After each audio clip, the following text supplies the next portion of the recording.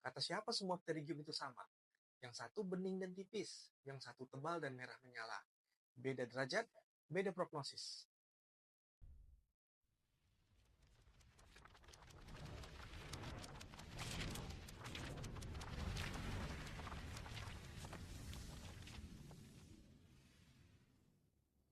Assalamualaikum Bapak Ibu semua. Pterygium adalah suatu penyakit permukaan okular atau permukaan mata yang ditandai dengan adanya pertumbuhan jaringan fibrovaskular dari konjungtiva ke kornea yang berbentuk segitiga atau seperti sayap.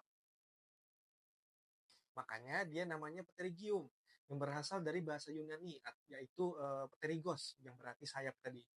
Nah, pterygium ini dikenal juga dengan nama surfer's eye karena penyakit ini banyak dijumpai pada peselancar dan populasi lain yang banyak terpapar sinar ultraviolet dari matahari secara direct. Pterygium ini sifatnya dia progresif, artinya kalau kita biarkan, yaitu penyakitnya akan terus memberat, akan terus berkembang. Nah, tergantung derajat keparahannya, terdapat beberapa klasifikasi dari pterygium. Tapi sebelum kita ke sana, kita kenali dulu anatomi dari pterygiumnya.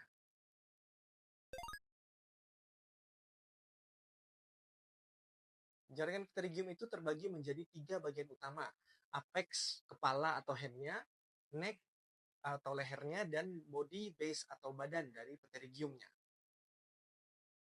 Porsi pterygium yang berada di konjungtiva dengan basis yang mengarah ke kantus medial, ini yang dimaksud sebagai body atau badan dari pterygiumnya.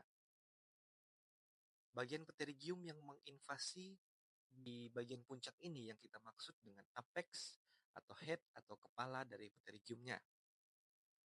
Nah, bagian pterygium yang menghubungkan antara apex dan bodinya tadi, itu yang kita sebut sebagai neck atau leher dari pterygium.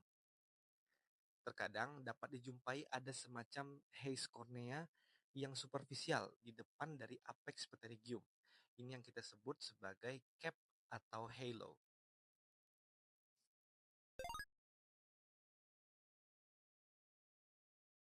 Biasanya pterygium itu dapat diklasifikasikan berdasarkan sudah sejauh mana jaringannya itu menginvasi kornea.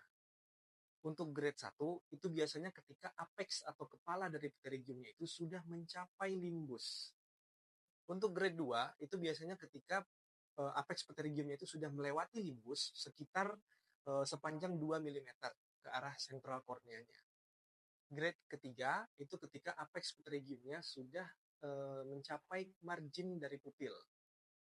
Nah, grade yang keempat itu ketika jaringan pterygiumnya dia sudah melewati margin pupil dan menutupi aksis visual.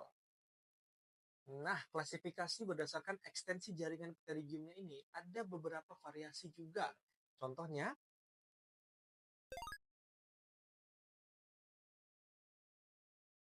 pada tahun 2007, Sejal Maheswari itu merilis sebuah jurnal dengan judul Pterygium Induced Corneal Refractive Changes, di mana dia itu menyusun suatu klasifikasi derajat pterygium berdasarkan lokasinya juga, kayak klasifikasi yang tadi sebelumnya, tapi agak berbeda sedikit.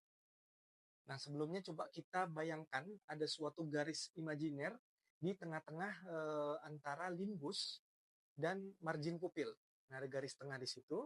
Nah, untuk grade 1 menurut Maheswari ini, itu ketika apex dari pterygiumnya itu sudah melewati limbus, sudah mencapai ruang antara limbus dan si garis tengah imajiner tadi. Untuk grade 2-nya, itu apex pterygiumnya sudah melewati si garis imajiner tadi, jadi dia sudah mencapai ruang di antara garis imajiner dan margin pupil. Nah, itu grade 2. Margin pupil yang mana? Ini margin pupil. Ini pun margin pupil. Jadi jangan bingung.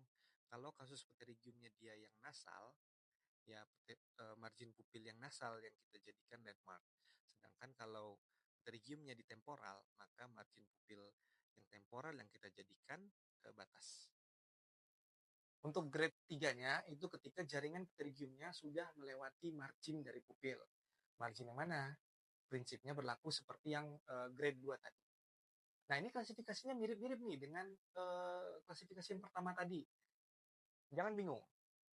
Nah, di seri pterygium ini akan ada 2 sistem grading lagi yang kita bahas di video berikutnya. Like video ini,